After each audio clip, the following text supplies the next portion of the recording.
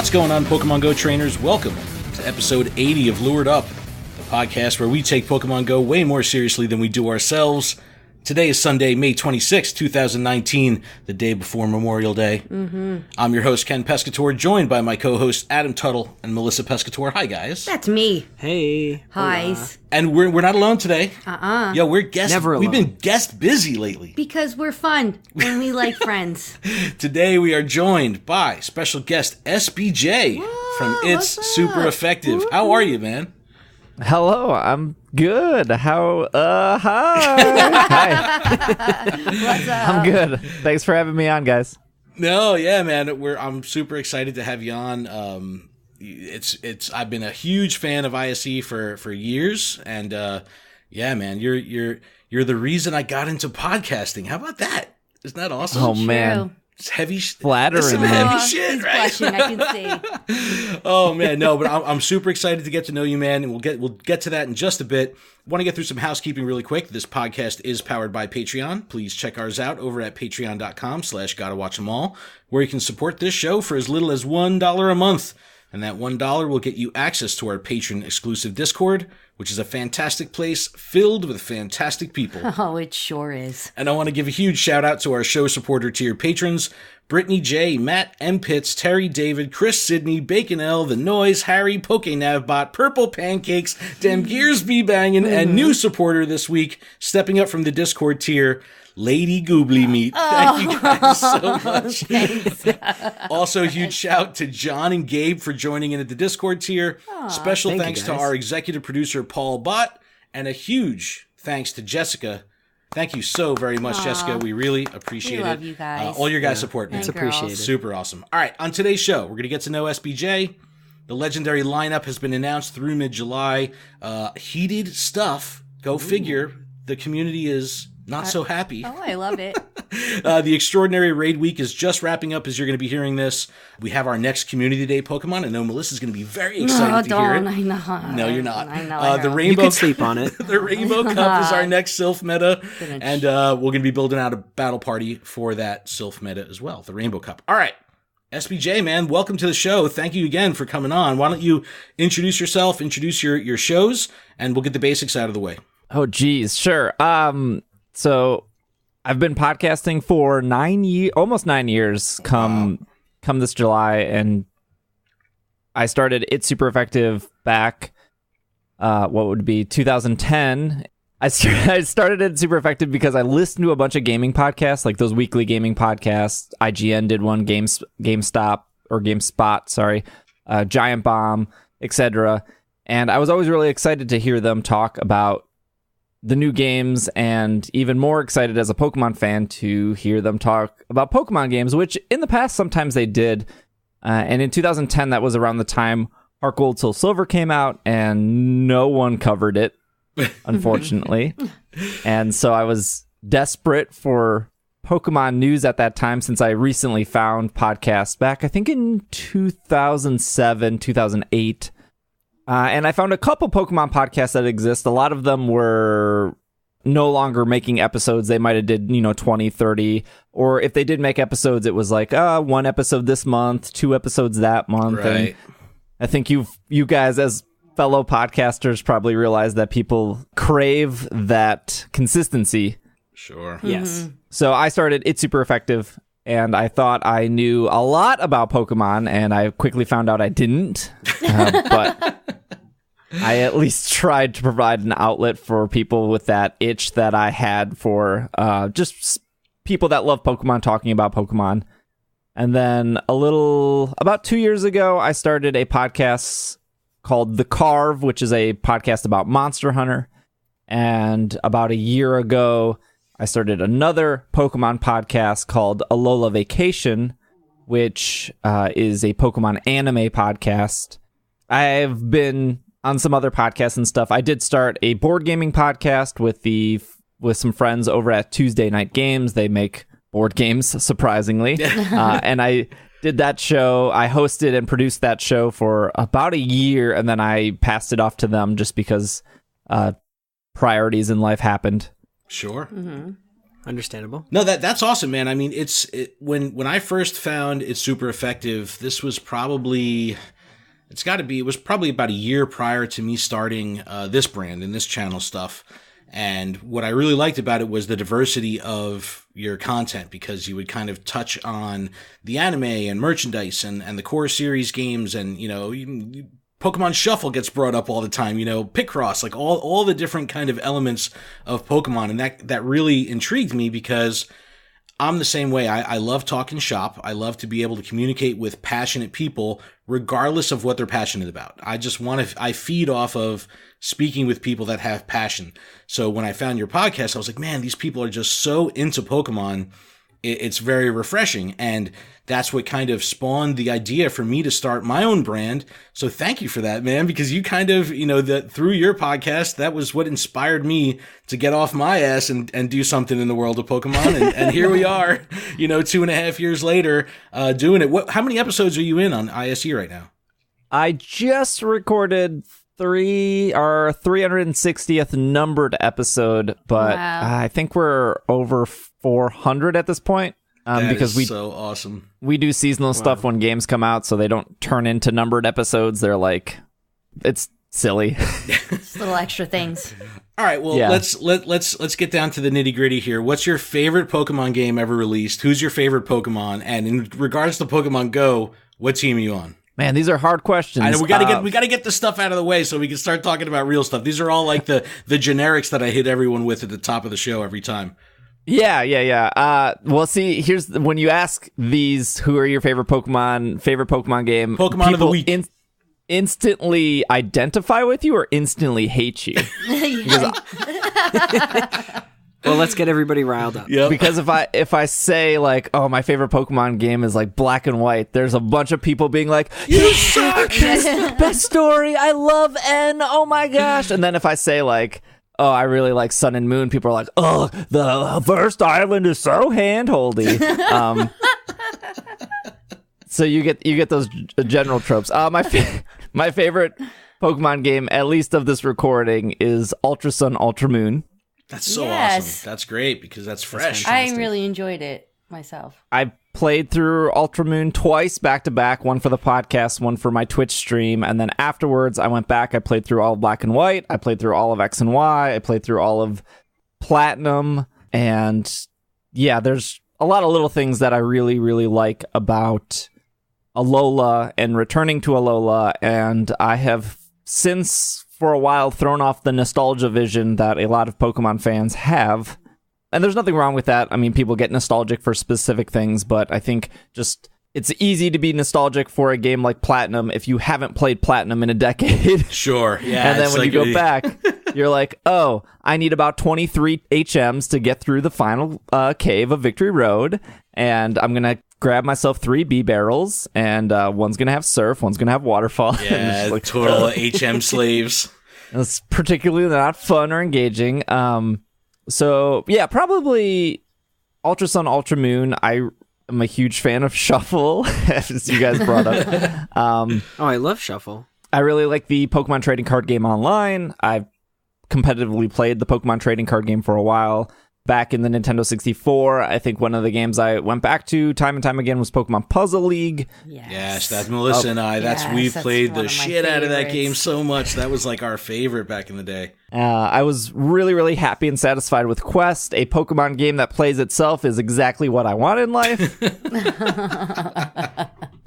Are you excited for Rumble Rush? No, not at all. Adam was the same way, and then I looked at it, and I was saying, like, it looks like a perfect pick up and play for 5 minutes while you're in the bathroom and put it down. Like, very little mental and emotional investment. I was like, I think I need that in my life right now. I go, that would be it's the perfect complement to Go because I'm so wrapped up in that. All right, well, let's talk about Go. So how does this fit into your world with coming from being on Twitch and playing through all the main series games? And I know main series is, air quotes kind of thing, but playing through the main generational games and going back and playing all these games that are years and years old. playing Go, that's been this kind of ongoing, developing and iterated on game for the past 3 years. How does that fit into your mix? And do you feel the same way about Go now as you did when it first released? I thought Go would be... I've said this before on other podcasts that have had me on, but I always kind of kick myself when Go came out because I thought it would be big, but I didn't think it would be as big as it still is today. We're 3 years now into Go, and I did coverage for it, but I didn't do... I mean, I can't change the past, but I didn't do as much coverage as I thought because I didn't think after... I thought that ideally the fad would be maybe a month or two, but it went on for quite a while. I mean, the initial launch, I felt like, at least in Wisconsin, went to about November until people started falling off, and that's because it gets extremely cold here, and the weather's not great. I do think a lot of people, at least in my area, just kind of stopped until Gen 2 came out, but yeah, it was overall bigger than I expected, and I liked the premise, and I liked that it did that like corny / touch tone thing of you start noticing things in your city that you've never noticed before because you're just like looking at stops and you're like, oh, I had no clue there was a bakery here, or like, oh, I'm 100% 2 blocks away from a comic book shop and I had like no clue, and I've lived here for 4 years. So it like totally did that to me, and I loved it, and it got me out of the house. And it was something that my mom got into, my sister got into, my friend who he doesn't like anything but cooking. He's really weird, but for some reason he started playing. So it connected me with a lot of people, and I really enjoyed it. And I put it down for that first winter, and then I got back in when Gen 2 came around, and then I've been playing daily ever since. For me, it's a lot of a step away from Twitch and step away from just my computer in general, since I work at home. So it's nice to get out to the mall and grab lunch and, do a lap or two and then come home and get back to work. So yeah, I guess that's how it fits into my life. It's been interesting to see the kind of progression of coverage on ISE because, me being fanatical about Pokemon Go, it was really cool to start seeing more and more coverage and see that, it earning more and more of the mind share and time share of the show. I was like, wow, it's Pokemon Go is really stepping up. And I mean, and it makes sense because, and you guys have definitely talked about this on your show, how whether or not the existing community prior to Go, the existing Pokemon community, the way they feel about Go, the dollars and cents of it all is overwhelming when it comes to the earning potential of Go and how the growth and earnings of Pokemon at large has kind of skyrocketed since the release of Go. So, I mean, it's healthy for the franchise at large. And that's the other thing I wanted to talk to you about because you have so much experience with TCG communities and the Pokemon community at large with when this game first came out, and even now, like, do you remember, like, I remember a time where Pokemon Go was kind of shunned from the general populace of Pokemon fans because it was just that weird cousin from out of town that comes in and you're like, I don't know if I want to hang out with this guy. Like, it was weird. Like, it's like, you got that vibe too, right? Like, didn't it seem like that? And that's kind of softened over time. And now those same people, I notice a lot of those people that were like, I will only play with cardboard. It's like now they're on their phones every day. And it's like, I knew you would come around. I knew you would make it back to the game. My favorite is going to like a Pokemon League for the card game and just sitting there and then opening the game and being like, because I'm focused on, I need those stops. I want to make sure my Go Plus is connected and I'm hitting the stops. And as soon as I pull it out and I'm like, oh, there's a rare Pokemon, and I say something, everybody's like, what? There's a rare Pokemon? They all whip out their phones. Yes. And like, because they weren't playing the entire time, but here I am like constantly playing. Well, that's what I'm talking about. It's pretty cool how the dynamic has shifted as it's, because the momentum hasn't stopped and actually it's not just, the populace, the player base has gone down, but the core dedication of many of the players has gone up. So it's a really cool ebb and flow of, volume versus veracity, I guess. It's pretty neat. All right, let's talk about it super effective. Like you said, you're 400 plus shows in. You've gone through a couple different iterations of the show with hosts and things like that. And as a podcast here, we've done the same. Like we also have a second podcast where we cover the anime. We do like a watch along of the anime, and we kind of touched on all the different areas. And I started that podcast with Melissa, and then Melissa stopped doing that podcast, and we brought Adam on. And so like the shifting of hosts was definitely interesting as I've listened to your show over the years. And the iteration that you have now, which is absolutely awesome. I love Will. You know, and it's so funny, like, whenever you would read, like, reader emails and be like, you know, it would always call out, like, this person's favorite host is, you know, that would always make me laugh because it's just so funny hearing, you know, how, like, just, I love Will, man. He's just so funny. I think Greg has been an amazing addition to the team, and we love Bobby because, you know, he's in the Pokemon Go space, and we interact with him a ton on social media, but how do you think that kind of this blend of hosts and bringing in someone like Bobby who has Pokemon Go experience, like, has that really changed the dynamic of the show? I mean, even with like Al and Rochelle and all that stuff, I think it's just awesome how you guys have kind of had this fluid progression with your hosts and everything. I mean, that's pretty unique to the podcast space from what I've seen. I mean, how does that fit into your mix? Was that ever like an intentional thing, or is that just kind of how it rolled out with your hosts? I think with the host and how ISE changed over the years, we just tried to provide a space where somebody didn't feel like they were left out because they liked something specific about Pokemon. And I think that's what I've worked really hard on, I would want to say, since Pokemon Go came out, with both like my Twitch streams and the podcast, that was like a new focus. And I think that came to me initially when we started doing walkthrough playthroughs, which was around the same time. And I had my wife on and my friend Micah, and we did like a 16-part series of like our experiences with Sun and Moon. And even it started before that, but that's just probably the latest example I can think of and form an actual sentence out of. But we would have people, you know, comment with Irene that, why is she on the show? She doesn't know anything about Pokemon. Or in the past, we've had people being like, ugh, I love the show, but I can't believe you have a gay co-host on. And I saw that throughout the last, you know, however long we've been doing the show. And I think that made me quickly realize that we don't want those people listening. Sure. Like if you're upset that Will is gay, if you're upset that my wife clearly doesn't know enough about Pokemon to share her experiences of playing a brand new game, I don't need you to listen. Yeah, like seriously, those people can just take it and shove it like right up their butts.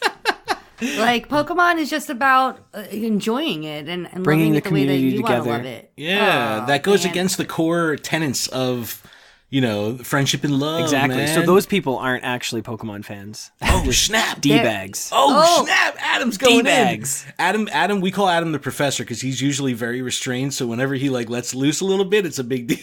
I said D. I didn't even say douchebag. Well, there you go. There you go. There it is. There it is. Memorialized. I didn't say it. I was just letting you know what I didn't say. No, I love that, Steve. I think that's really cool, and I think that by having Irene on and having a gay co-host or something like that, it adds such an incredibly diverse perspective, and I think that's what makes Pokemon so cool. Is right. It's such a diverse thing. And you could have people that say, oh, I love Pokemon, but I've never touched a card in my life, but I love artwork, or I love merchandise, or I love plushies, or I love, you know, any of the stuff. And so many outlets and so many paths to enjoyment through Pokemon. It's important to hear those perspectives because that's part of the joy of it, is being able to find those roads to passion. And again, we get back to that. I just want to hear passionate people. It doesn't matter if you don't know. Let the passion drive you. Passion, it will trump knowledge. You know what I mean? It's like you're going to have outlets for knowledge. There is Wikipedia out there if you need, you know, ones and zeros, or, you know, you could listen to someone that has passion about it, and it doesn't matter because you're excited for them because they're excited for the topic. So very well said, man. I think that's awesome. Well, when ISE started, we had a website. Well, I mean, we still do have a website. But I was, with the podcast, I was trying to get news out as quickly as possible. And I quickly learned that, I don't really like this. I don't, I don't love like that. trying to like write up something slightly different than somebody else is writing up to try to post it as quickly as possible to like beg for views. And I think that's less important nowadays with Twitter of, okay, there's for example, there's a new shiny Pokemon in Go. Do I need to click through to a website to read that? No. I guarantee you there's 800 people that just tweeted it. I got the information, guys. We're good. Yeah. Yep. So that was one of the things in the past that I think I'm okay with, where it's like, okay, cool. I didn't go down the full news website route. Not that there's anything wrong with it. I quickly realized that wasn't for me. But going back to like the Irene Will conversation, I think like those two examples, when somebody was like, why do you have Irene on? She clearly doesn't know a lot about the games, which is totally true, and that's why we did have her on.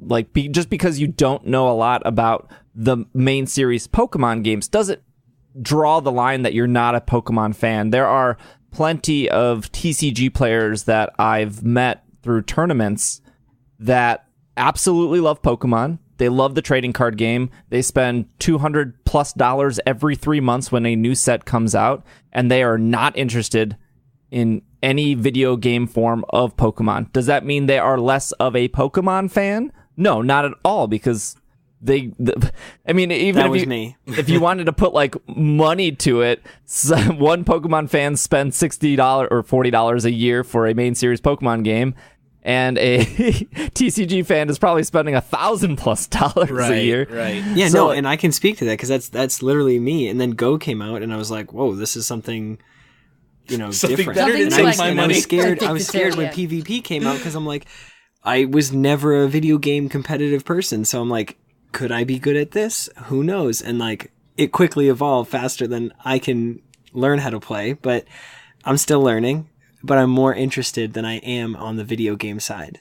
Melissa and I, we're high school sweethearts, so we've been together forever. Aww. I know, right? And then, but we were into Pokemon in the very beginning too, because her younger brother was 10 years old at the time, and he started getting into it. No, legit, I started watching the cartoon. Well, hell yeah! As soon as high school ended, the cartoon started. But and we're old fogies. I'll never forget sitting there watching it, and I fell in love. Wake up, Snorlax, yo! But it was like, no, we were out of high school, already when Pokemon came to the States, and I mean, I was vetted in the original Pokemon Professor program. I did events for Wizards of the Coast back in the day, so like that was where I came from, and I'm fortunate that Melissa was with me through that whole process. But like, I'd be interested in hearing from anyone's better half, even if they're not into Pokemon, because the dynamic of them just living with someone that's obsessed with Pokemon, that's interesting as hell too. You know what I mean? That's such a fresh perspective. Yeah, because that's just, it's something different. And again,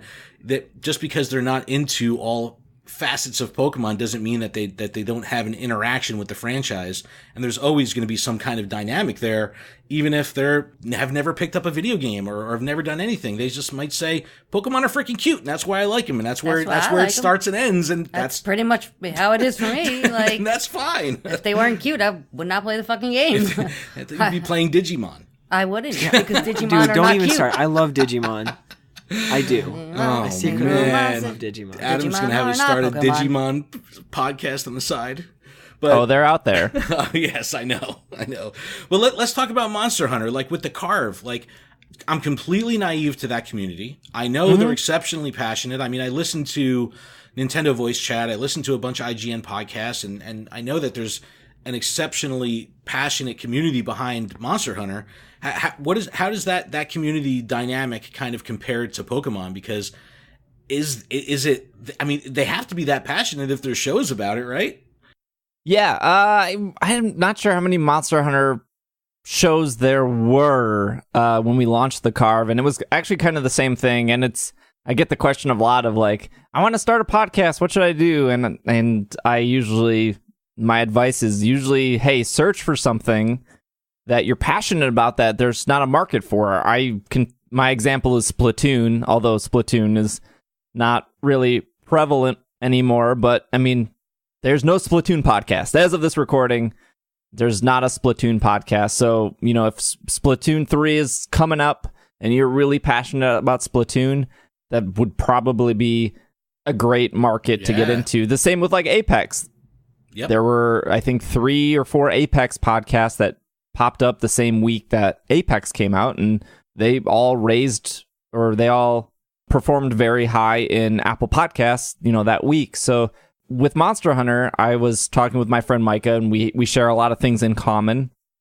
And I wanted to have another podcast under my belt just for the sake of reaching more people, reaching different people, and getting myself out of my comfort zone, because I think after 9 years of Pokemon, I'm pretty comfortable talking about it. So we both really loved Monster Hunter. I did a search. At the time, there was only one Monster Hunter podcast, and they stopped putting out episodes 2 years ago. And so we were like, okay, well, next Monster Hunter game, we'll start up a Monster Hunter podcast. And that was literally like a week before we said that. It was E3, and they showed Monster Hunter World for the first time at E3. And the next week, we started planning for the carve. Overall, though, the reason I fell in love with Monster Hunter was because of the group play. Micah is still more a single player when it comes to a lot of games, but to me, Monster Hunter was so complex and so daunting, and I hated it when I first played it. I didn't understand why people loved it.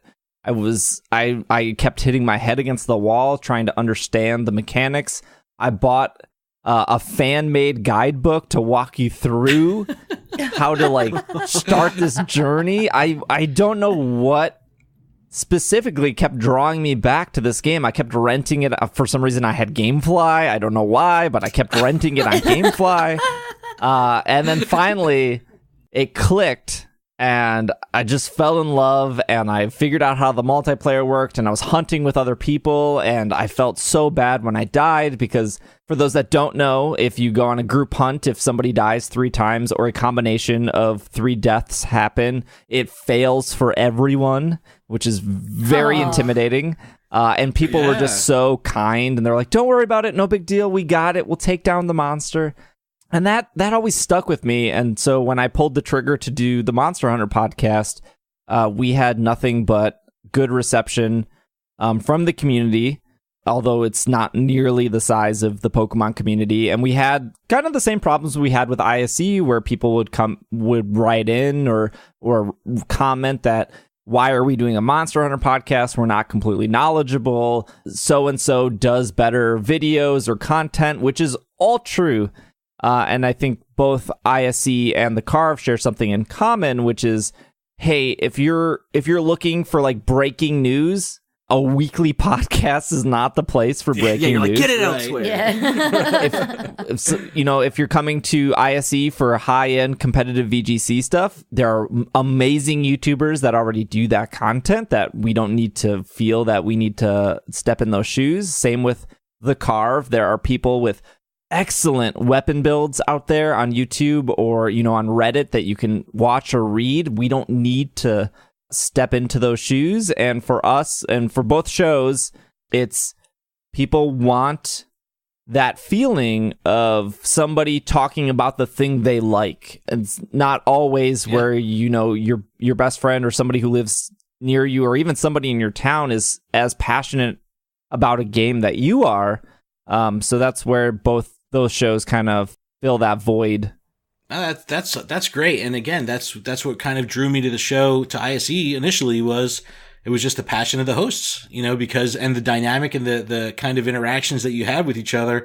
And, quite honestly, Will's hate for just about everything it was the funniest shit. See, I really don't listen to any podcast. You don't even listen to this podcast. I don't. I've never listened to one episode. Please go back. Not one. I swear to God. Before GoFest, do me a huge favor. Go listen to 39 and 40. Please. Nope, I don't want to hear myself. It's so good, though. Nope. It's so good. I refuse. You get to relive if I hear myself, all I'm of never those gonna memories. Do it again, Adam. It's so good, and it's like it's in the audio format, so you can be like cleaning the house or like driving in the car and catching Pokemon at the same time. No, she won't. No, I know. Wow. I won't listen to it. I'm not going to listen to you anymore. I do remember Ken just talking about listening to your podcast all the time. Huh? I said, I just remember Ken talking. Oh my God. Dude, Adam's in for a world of shit in You just GoFest. wait. She's gonna like She's gonna so stab dumb. you at night. You're gonna No, with like a literal spike. There'll be a spike in my drink. So when I drink it, I'm like, yeah. Why is there glass in my Spike. food? No, but it's that's really cool. I mean, and again, it all comes down to that passion. But one of the things I definitely wanted to touch on was, Steve, your transition to full-time content creator, because one, that's got to be terrifying. That's got to be scary. I know plenty of people that work on Twitch, and I've seen them go through hell of building an audience on Twitch and trying to do something with it. And I've been very motivated and inspired by what you've done on Twitch. How has that process kind of shaped where you are in your life right now with having to work on Twitch on a daily basis and building an audience on Twitch? And then not only that, but that being, what your gig is, what your deal is. And then ultimately with Gravitation, how that whole thing kind of formed. Why don't you, briefly explain to us that journey on Twitch and how you're so damn patient shiny hunting on Twitch every day without absolutely losing your freaking mind, which is beyond me.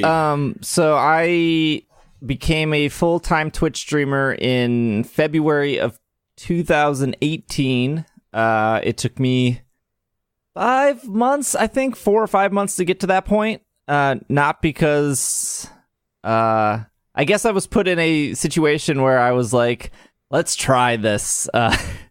So for those that don't know, I've been podcasting for however long. We introduced to Patreon, I think 5 or 6-ish years into the show. So the first 5 or so years, we didn't ask for a penny. Patreon was not even a thing when I started the podcast. I just liked doing the podcast because I liked the concept of podcast. It didn't really bother me that the show wasn't making money. I just liked putting out weekly content, and I loved that people would write in and say that the show would make their day or their week. So that alone was enough to drive me to keep going. And so when we had a Patreon, it was doing pretty okay. I was very happy with the revenue it was bringing in. Most of it I put right back into the show, and then I put some away for a rainy day, and then I put some away for taxes. And in October of 2017, I lost my job. The company I worked for was a startup. I worked there for 4 years, and they went bankrupt. And everyone who worked at the company at the time, which was about 25 people, all lost their job kind of last minute. We were told, 2 weeks prior that they were going to file for bankruptcy, but don't worry, it was just a restructure, which I think chapter... What a setup. I think chapter 11 is the restructure, but they ended up filing for chapter 5, which is just closing the door. And I had enough money put away that I could I think I had enough money put away for 6 months of not working. So prior to October of 2017, I was streaming on Twitch just maybe 2 hours a day, maybe twice a week, which is very, very light for a Twitch streamer. And I was only doing it to just provide extra content to people who listen to the podcast. I wasn't looking to become this huge star. No one in podcasting really becomes a podcaster to become a huge star. But I was just doing it, and I had some momentum. And because I no longer had a job, I was streaming a lot more. And there's only so many hours in the day that you can apply for jobs without losing your mind. This is true. Sure. And so after the first 2-3 weeks, I gained significant momentum both on Patreon and on Twitch. And I just kept streaming and trying different things and trying to find something that kind of, I felt comfortable with, and then people who watched felt like they were enjoying themselves while watching. That was also around the time when Ultra Sun, Ultra Moon came out, so that helped a bit. And then that led into Christmas of 2017, where I decided to stream both on Christmas Eve, Christmas Day, New Year's Eve, and New Year's Day. And I really figured that Irene and I already celebrated the weekend before with family. We weren't doing much on Christmas ourselves, so I decided to stream, and that's when I really blew up. Not to say Streaming on Christmas is how you make it big on Twitch. Everyone's saying, "Hey Siri, remind me to stream on Christmas Day." But no. But, No, I but watched my that stream. mindset was there's probably somebody out there, and this kind of goes back to what I was saying earlier with ISC. There's probably somebody out there who doesn't have Christmas Day to spend with. I already got that earlier in the week, so I wanted to at least be there, whether that was like 2 people or 100 people, to make their days. And ever since that Christmas, the ball on Twitch started rolling.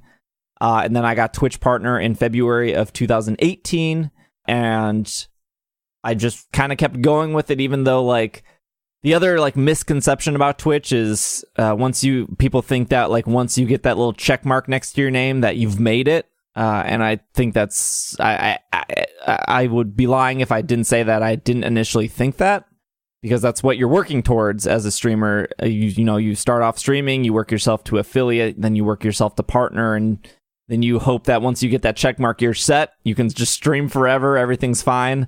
I would argue that it only gets harder after that. And I just kept doing the quote grind, which some people hate that word, but I liked what I like what I do. It gives me less free time.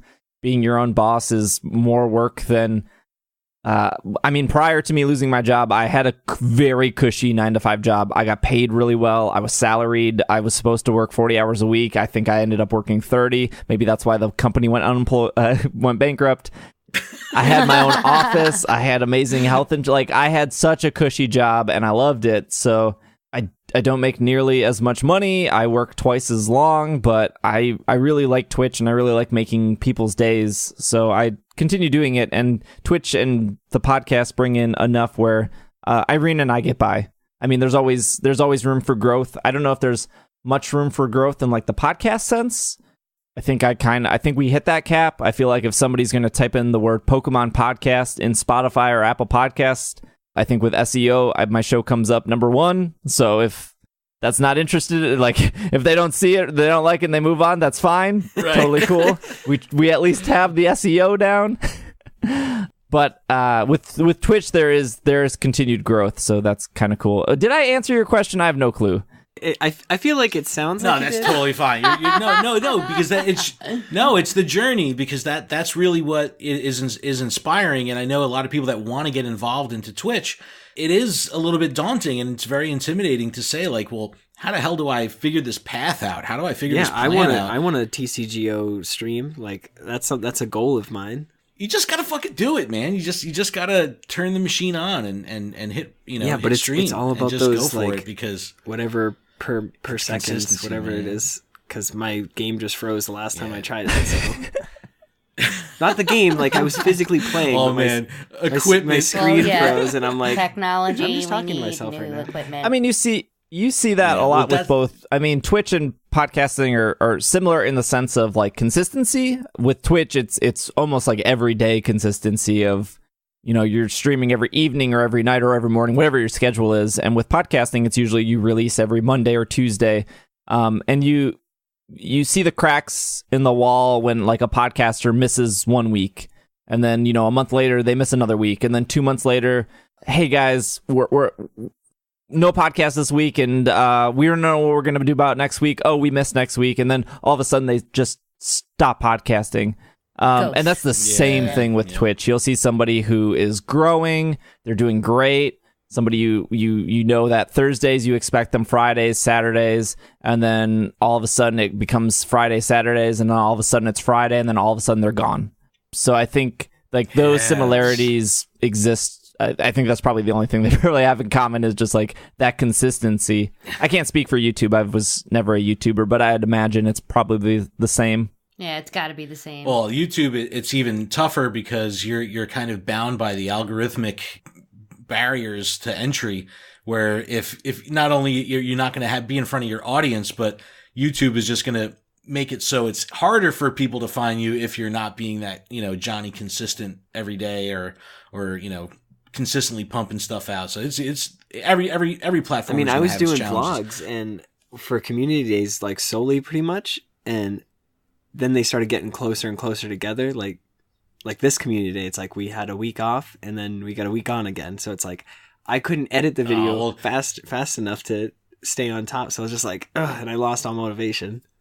Yeah, it's hard to stay on, on point with that, but every platform has its own challenges, and that's why Twitch is kind of intriguing to me, because it's kind of foreign. I'm a consumer. I consume a ton of stuff on Twitch, but breaking into that as a creator has got to be exceptionally challenging, beyond just saying, hey, I'm going to shoot a video and upload it right now, on my phone, because my son's got a YouTube channel with 6,000 subscribers and, 5 million views. It's crazy. And he's 10 years old. It's like, it's absolutely bizarre, but we're running a little long, man. But I do have to ask you, the shiny hunting thing, what has been the longest shiny hunt? Because I think I was watching, you were going for shiny wheezing, and I don't know how many it was. Coughing. Was it coughing? Yeah. And that's like one of Melissa's favorite Pokemon It too. is. But how many encounters? Coughing was 13,000 encounters, Oh my goodness. How which do you is not go nuts? only no big deal. It's only it's not even 2 times over odds, because I was hunting in a game where the shiny odds were 1 in 8,000. Whoa. My longest, though, this is the funniest thing, is everyone says that Let's Go Pikachu, Let's Go Eevee is the easiest games to shiny hunt in. With the shiny charm while hunting Articuno, which is a 1 in 1365 chance. It was longer than coughing. I went about 7,000 encounters, I think, which is about 5 times over odds. I had lots of people ask if my game was broken or if I was doing it wrong. I would have quit. I would have quit. That's so insane. I would have been cursing the game so bad. That's resilience and patience. Yeah. But the secret is shinies don't matter. That's like the thing you got to remember. Yeah. It's not about the shiny itself. But What are you talking about? It's all It's the about thrill the of the shiny. hunt. As a consumer, well, that's the clip it moment. You know what I mean? The little snag it moment of when it finally happens and you have that like, oh my god moment. But it's the journey there and that persistence. That's so brutal. Yeah, man. But that's what makes it so fun. That's what makes it so entertaining. And it's like when I try to explain it to people that aren't in the space, it's like how do kids watch people play video games? Don't they just play the games themselves? And then when you get into like something as repetitive as shiny hunting, and it's like they just don't understand. It's like, look, man, it's not even about the prize. It's just about the journey. Like it's so cool, man. Yeah, it's so fun. that's a rough journey. Yes, I would say like there are definitely people who watch the stream that for whatever reason they get upset when I am not actively shiny hunting. The streamer, please continue pressing the A button as quickly as possible. I would like to see you continue to power off game and back on over and it's like, dude, I get it. You want shinies. I understand. You probably you want to see me freak out. Totally get it. I understand. But if you're here for that, that's cool. Let me tell you, there are probably 400 other people on Twitch doing the same thing I'm doing. They're probably hunting in 4 games at once, 8 games at once, old, new, whatever. They're out there for you. If you want me to be a robot, I'm going to be honest with you. I can't. I'm just here chit-chatting with people. And if I wasn't chit-chatting with people, I would probably go insane. But a lot of it is just like the hand button combination. I'm rarely paying attention to the game. I'm so focused on having conversations with people that's awesome, and chat. though. And so cool. it's definitely much easier when you have like 200, 300 people watching you for sure, because you have those people there and they're interacting and you're interacting. And I'm sure it's like the same as, being at a concert and being that performer and feeling that energy from the crowd. I'd imagine I've never stood in front of I've stood in front of I was going to say you've done panels. Yeah, I've done panels. Like, you can definitely easily tell when you're doing a panel if the room is feeling you or not. And I don't know, there's probably a word for that. But it's the same with Twitch. So I could totally get if you have 2 people watching you, it might be very boring to shiny hunt, but like shiny hunting for me is just a thing in between projects that I do casually. And, 4 or 5 years ago, I didn't think shiny hunting was fun or interesting or a good use of time. But when you put that in the perspective of like, oh, I spent 91 hours hunting a single Articuno that is a slightly different blue, that as soon as I catch it, I will put it into a box and never look at it again. Oh, that's so good, man. It's like, That's so hooray, awesome. I've achieved my life's goal. On to the today. next Pokemon. Who are we going to shiny hunt next? The 91 hours wasn't wasted to me because I was building relationships and strengthening the ones that already exist. And I think that's the important thing about Twitch. And that's not to say like, somebody playing Fortnite can't do that.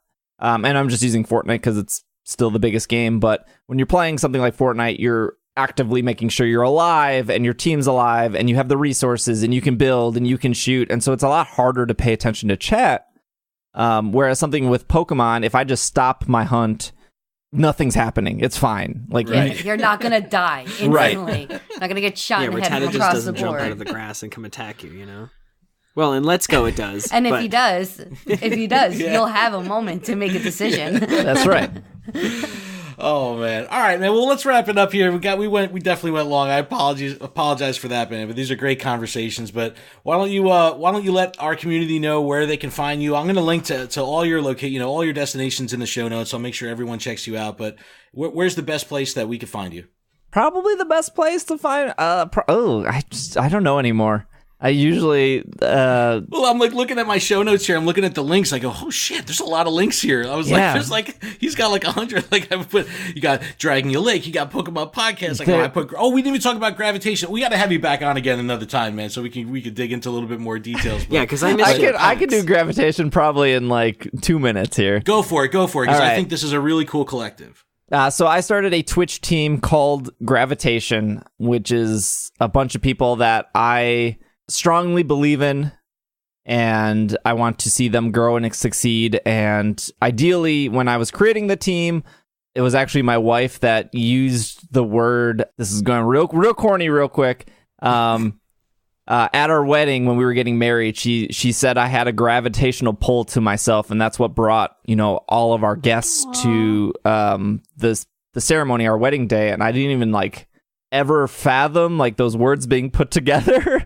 Right. So like that word gravitation stood with me, and so I wanted to start a Twitch team that wasn't really Pokemon focused because I don't think it needed to be Pokemon focused. So I checked. Don't worry. I don't think the word gravitation is used.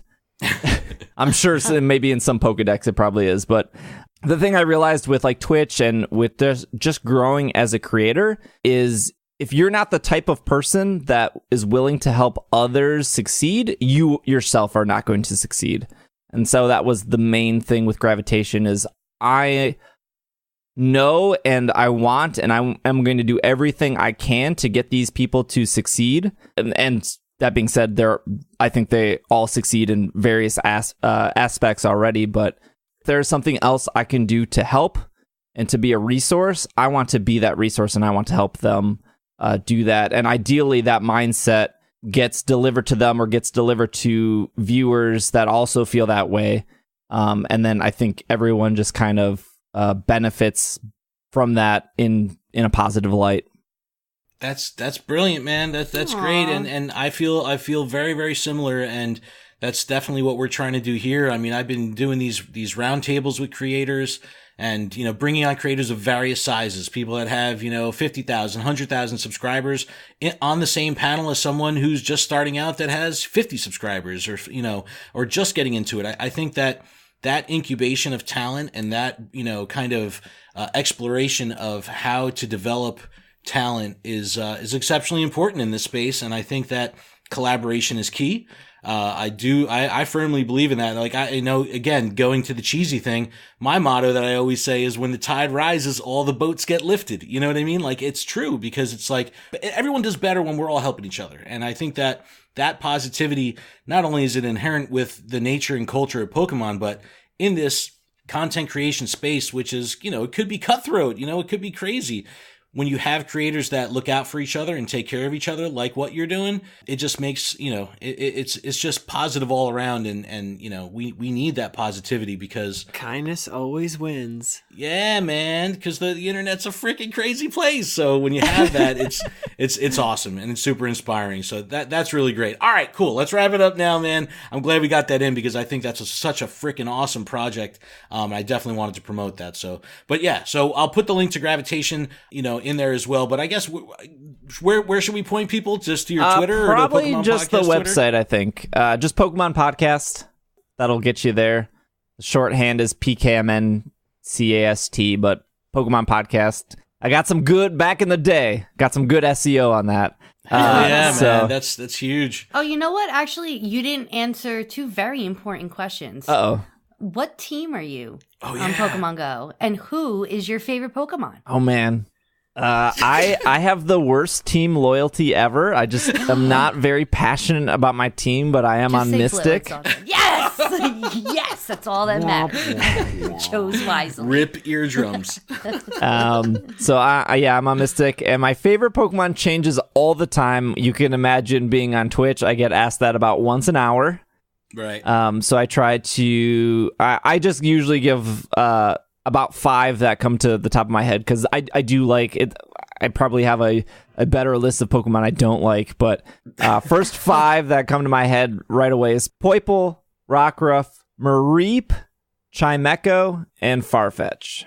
Hell yeah! Really? Oh, I'm sure Bobby loves that Farfetch'd is on that list. So what are your thoughts on Delibird though? Delibird's okay. Adam is obsessed with Delibird. I mean, to the point where it's like he could be talking to anyone. He's like at the checkout counter at CVS. Hey, what do you think about Delibird? You see this plush in my head? Delibird That's a Delibird right there. I've got 5 of them lined up. All right, well, SBJ, thank you so much for coming on, man. We really appreciate it. This was a super informative thing. I'm sorry it went long, but no, great totally conversations. Cool. Are you going to be going to GoFest? Yes, yeah, I will. I will be there Friday and Saturday, Friday, Saturday. I had to think. Well, I'll definitely hit you up because we're throwing a party on Friday. Meet up at Monk's Pub. We'll talk about that later in the show. And then Saturday night, the Sylph Road is throwing a party, which we'll be at too. So hopefully we'll be able to. Yeah, that was great last year. Hopefully we'll be able to hook up there. But again, thanks so much for coming on the show, man. And we'll talk to you soon. Thank you. You got it. All right, everyone, we're going to take a quick break. When we come back, we'll get through the news, and we'll build out this Rainbow Cup meta battle party. Be back in a moment. And we're back. Adam has been wanting to do that so bad. He did it perfect, too. He did.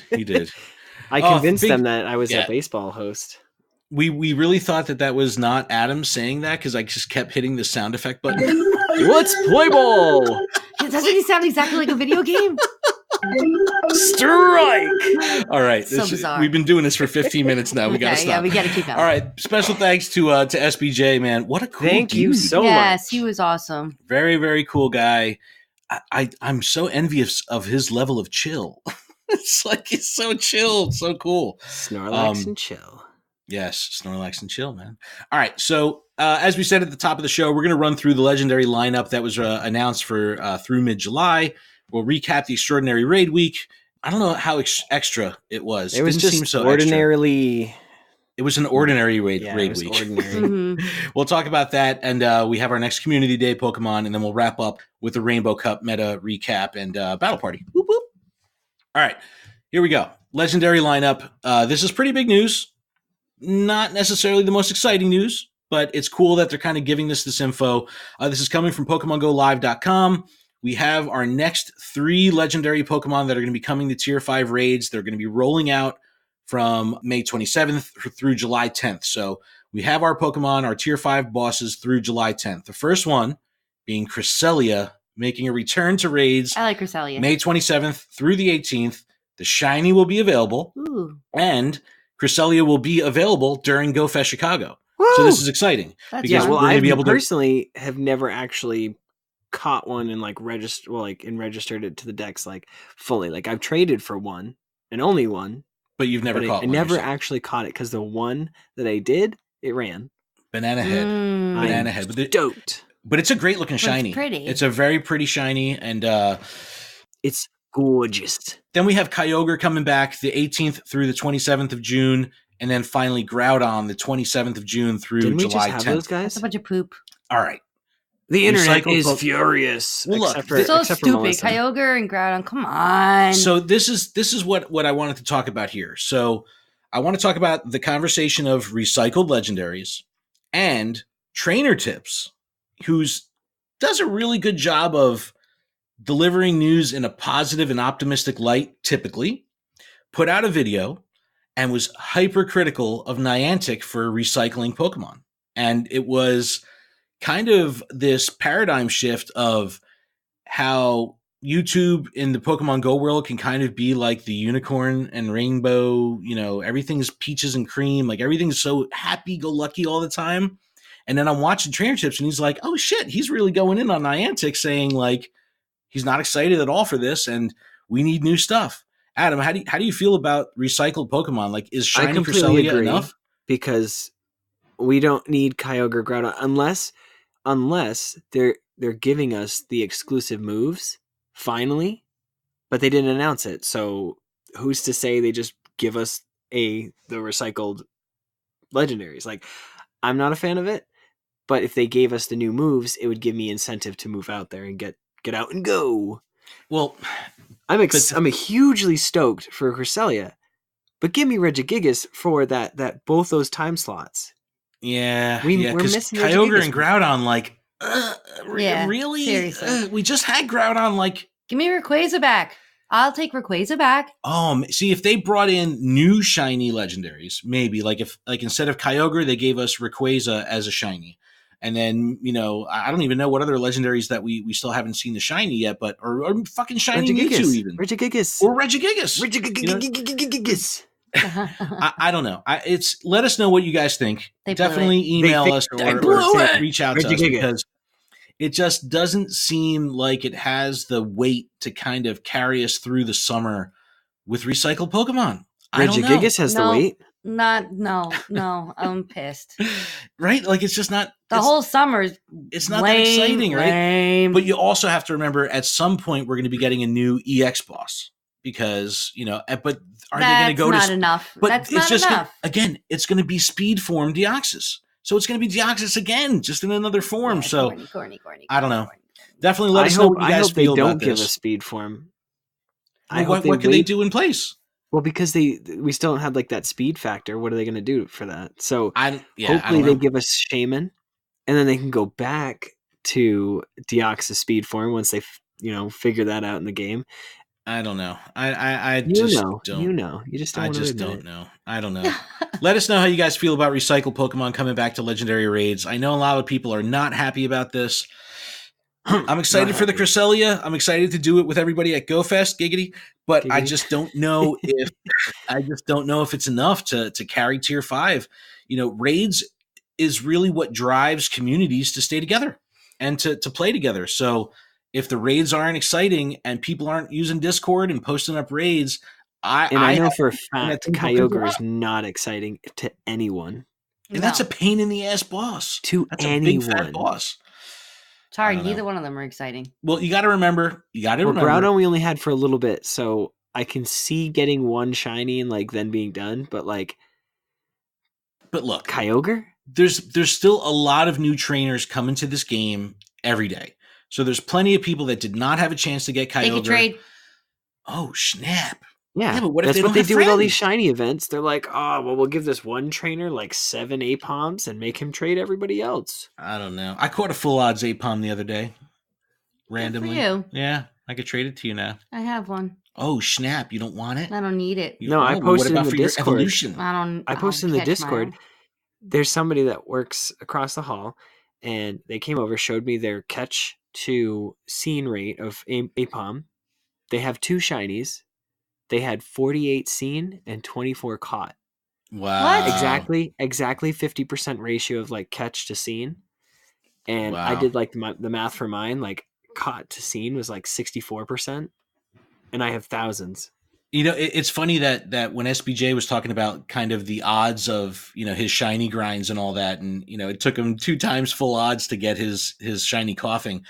I caught my first shiny Apom at 450. So it was the exact, shiny rate that Sylph Road put together, like 1 in 450. On my 450th one, it was a shiny, which I thought was ironic. But I don't know, man. I just don't know if these legendaries are going to be enough to carry us through the summer. I was kind of expecting more, but again, I don't want to get caught up in that, Johnny be expecting all that shit kind of stuff, because that's a very slippery slope. So much, gosh. I know, but am I really expecting that much for new Pokemon? I don't know. Yeah, I don't know. Call it quits. Jeez. All right, the Extraordinary Raid Week. Adam, you want to recap this for us? Do I really? I don't know. It wasn't that extraordinary. Well, so it was the 21st until the 28th. So by the time you hear this, they should just be wrapping up. We have increased raids, ×2 Stardust from raids, and ×2 experience from raids. So I've been doing that. Sounds exciting, right? That sounds exciting. That sounds exciting. I mean, I was excited. I was doing a ton of Bronzors. It was nice to see tons of Shinx, and then getting sad when they weren't Bronzor or Shinx. But they had raid hour on the 22nd from 6 to 7 p.m. local time. I wasn't able to participate. I was working. Me neither. So yep, me too. It is what it is. But that was just, and I honestly had no drive to even want to do it, because it just said all raids were increased. Fuck that. I wanted to do it. I wanted to do it bad. I just couldn't. But not any 5-star raids. It was an increase in all raids, all different types. Yeah, just a generalized increase. So I was like, I don't know. There wasn't anything exclusive behind it, just the timing, which didn't work out for me. And then Lapras Raid Day was the 25th, which was Saturday. Yeah, we're recording Sunday. It was yesterday, 11 to 2. It was the 26th in the Asia Pacific area, with the exclusive moves, legacy moves, Ice Shard and Ice Beam, which is sick for PvP. Were you able to play? Yes. Yeah. What does that mean? Why so slow?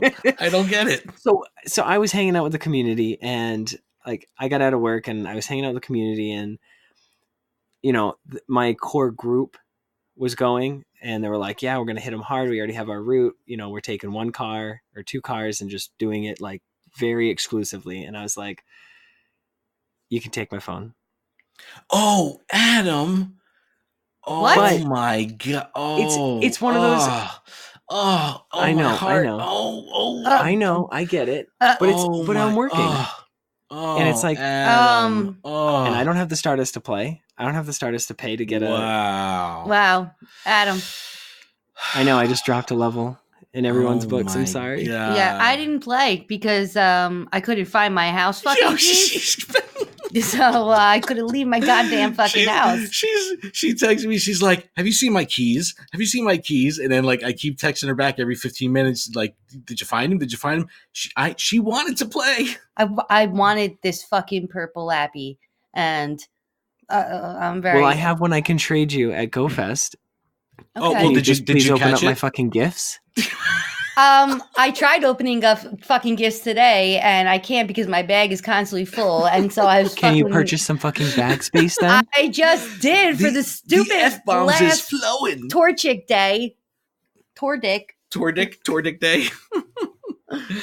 All right, wait, hot piece of chicken wing. Can you please? So you have purple Lapras to trade, but you didn't even catch it. Who caught it? Oh man, I don't even want to know. I'm sick. Oh God, no. But look, Extraordinary Raid Week. There was less raids than normal. It didn't make sense. I didn't see any fun extra raids this even week. Even during the raid hour. Our Discord was people were saying "Hey, it's raid hour. I'm out. Where the hell are the raids? Where are they?"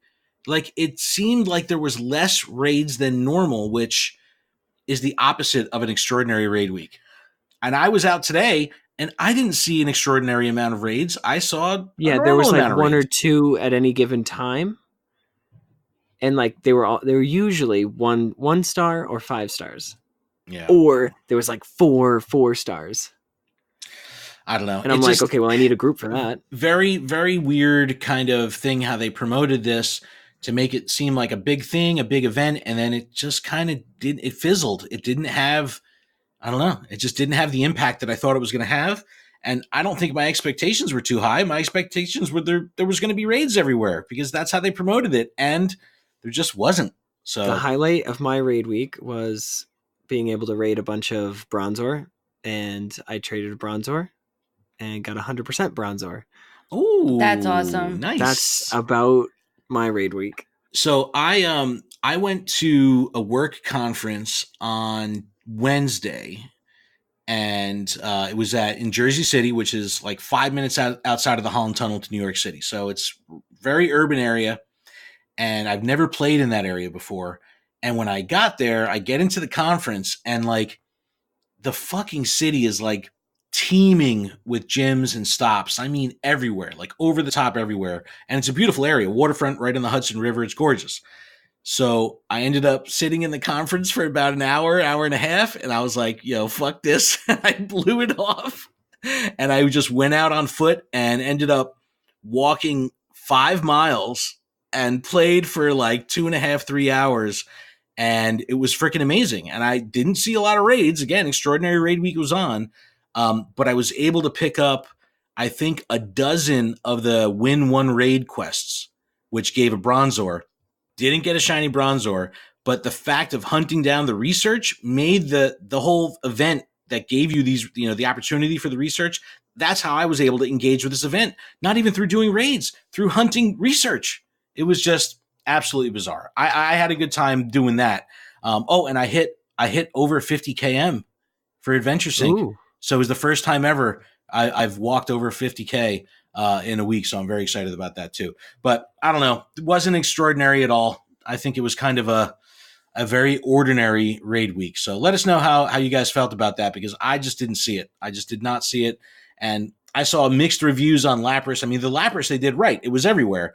I saw people doing 40 raids and getting 1 shiny. I saw people doing 20 raids and getting 6 shiny. So that was kind of all over the place, and that's just the RNG madness. But it is what it is. But let us know how you guys felt about the Extraordinary Raid Week.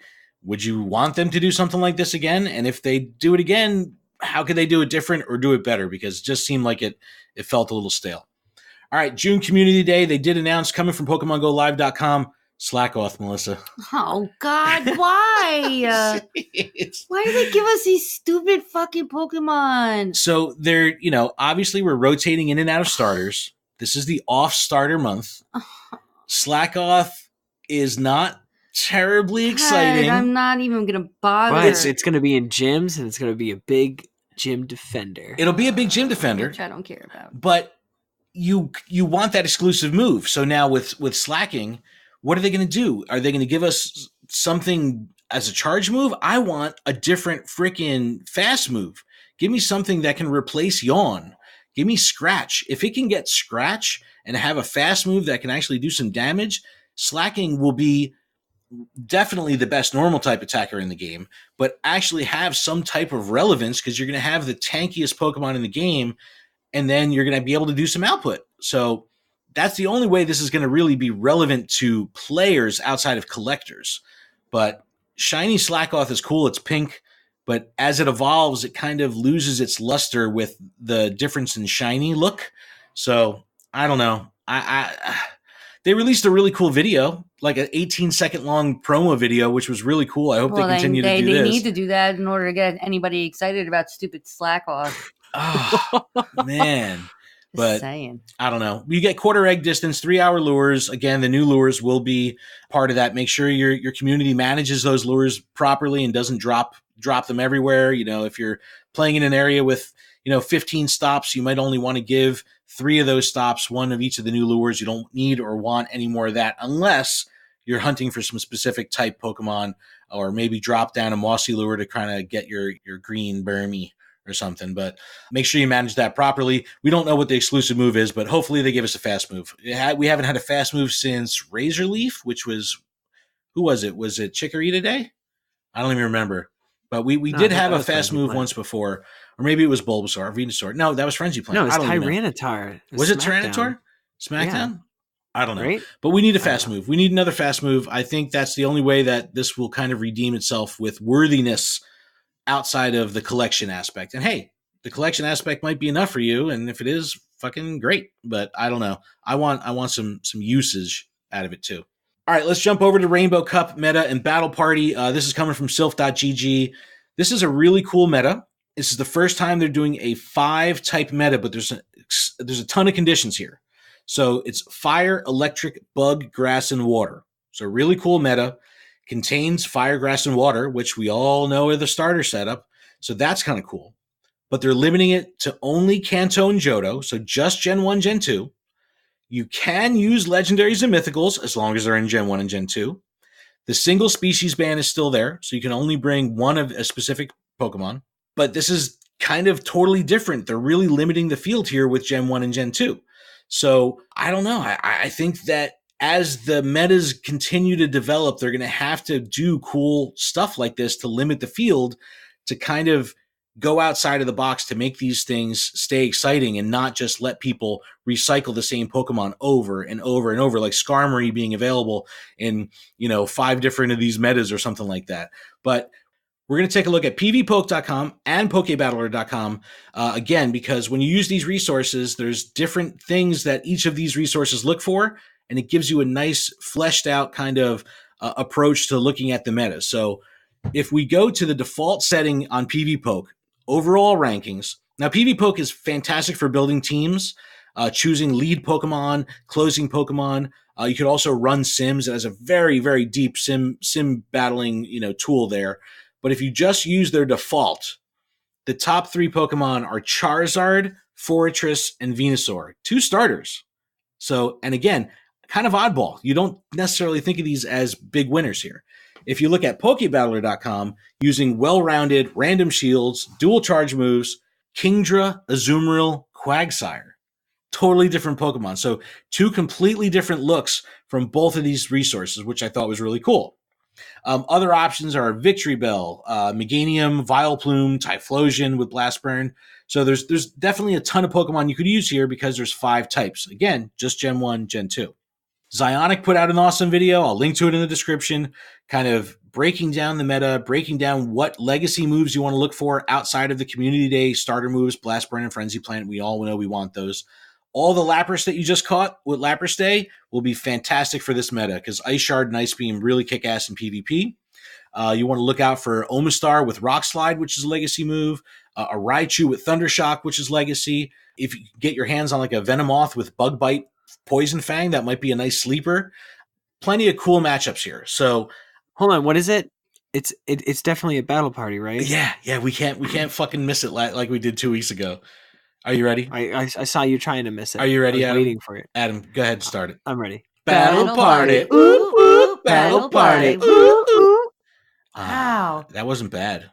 Wow. That wasn't bad. That was I did a little dance too. You know what? I did a little dance too. It felt good. All right. I'm bringing Quagsire. I'm going to lead with Quagsire just because he's fucking derpy and I love him. I'm going to do Fortress, Venusaur, and Charizard. I think that the starters, you can't go wrong. Azumarill, only because I've had one powered up from forever ago. Actually from the first meta, I believe. And a Raichu, because I have a Thundershock Raichu. So Quagsire, Fortress, Venusaur, Azumarill, Charizard, Raichu. Lots of diversity here. Adam, what are you going to bring? I'm bringing Venusaur, Moltres, Poliwrath, Electrode, Lapras, and Ampharos. Ampharos, huh? Because he has that dragon move. Dragon Pulse. That's actually a pretty good party there, too. Well, with Poliwrath, too, with Power Up Punch. Because he can know fighting. I know. Melissa struggled with this one. She's struggling. She's like waving her hands at me. I don't know. She always struggles. We got to get Melissa's ass into PvP. That requires so much. Well, it requires her to open up her fucking gifts. Dude, she was opening gifts before we started the recording. I try to open gifts. I only have so much bag space. Did she open mine or not? You're going to be the last one I'm going to open because we have everybody else is yelling at me. She gets tagged in the Discord like unbreakable tags. She's like, "Hello." I get tagged, and then I have no gifts. I have no gifts to more give to days. anybody. 18 more days to become besties with Adam. Yeah. Wow. It's close. The 26th. So you've got. You could do it at GoFest. That's pretty much going to be at GoFest. Yeah, you literally need to become my best friend. If you do it every go for it. day. You have to open my Let's see gifts, if I Melissa, open your seriously. gift right now, okay? So, Melissa, do you not have a party? Oh, I don't have a party. Melissa doesn't have a party. Oh, here's my party. I'm going to bring Victory Bell, Quagsire, Vileplume, Typhlosion, and a Venusaur. That's 5. You need one more. And a Raichu. There you go. There's Melissa's battle party. I can't even repeat it because I don't even remember Did she it. just Yeah. make that up? I think she did. Maybe. Looking at the notes, did she? No, I don't bring my perfect Lapras.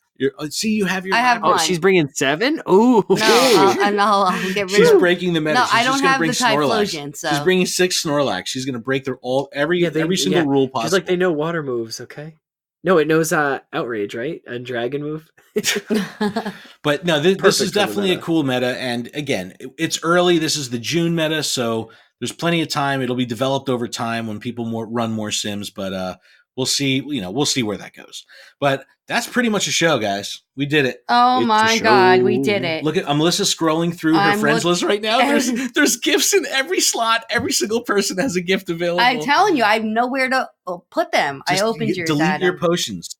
I do. I don't have It any says I have no potions. I gifts just to deleted send. them. Oh my goodness! Everyone's. Send me a gift right now. She doesn't have any gifts. Let's Yeah, see. that I may requires you have. to. I think I have one. She's You got guys one. have a gym outside your house. Open the door and go get one. I Come do, back and and it's send it only to me. 2. So then I get rid of those 2, and then you know what? The whoever other at the top of day, the list gets them. I'll give Melissa props. The other day, I'm taking the dog for a walk. Right, I walk out. I walk past the gyms. I do my thing. She leaves because she had to run to the store. She leaves. I see the car, like as I'm down the block, I see the car parked in front of the 2 gyms. I'm like, oh shit, look at Melissa getting it in. This is nice. Giggity. I take the dog all the way around. Yep. I walk all the way around the block. When I get back, she's back at the gyms. I was like, oh shit, she double dipped on the way to the store and back. Well, because the one they were battling it, and when I went there the first time, and I didn't feel like waiting around to see what color they were going to change it. So I was like, fuck, let me go back and see what color they changed it, and it wasn't Mystic, so I just spun the stop. Well, there you go. You got your gifts. But no, but And I let's just sent it to you, Adam. So shut it. all right, 2 plugs really Ooh. quick. Friday night, we talked about this a little earlier. Friday night at GoFest, the 14th, Monk's Pub. We have over 60 something people already RSVP'd. Oh shit! So yeah, it's gonna be pretty crazy. But our good friend Chris over at GoCast Podcast created an awesome T-shirt commemorating the event. It's cute. fantastic. It's Mareep sitting at a bar drinking a beer. I'll put a link in the description. It's just a fantastic looking shirt. It's available on Teespring. I'll put the link in there. Make sure you pick one up, even if you can't make it to the event. It's a fantastic shirt. Shouts out Lured Up, GoCast Podcast, Pokemon Go Radio, and Pokemon Go Podcast. So definitely support all the podcasts that are covering Pokemon Go because we love you guys. Yeah. June 1st, which is next Saturday, I'm doing our second YouTube roundtable. I'm going to have Kato Nolan, JT Valor, Infamous Big Rob, Omnisec, and just added Tom Cruise from the cruise ship. Oh, and Hybrid Mongoose also. So we have a great panel that's going to be on June 1st. Hopefully, Adam will be able to join us for that as well. But I will do my best. That's pretty much going to wrap up the show. Please email us, info@luredup.com. Leave us a review on iTunes, Apple Podcasts, Stitcher, wherever you can leave us a review. Please do. Yeah, we didn't get any emails. We didn't get any voicemails. No emails, no voicemails this week. Please check out everything that we're doing over at luredup.com, and we will see everyone next week. Keep on training, trainers. Bye-bye.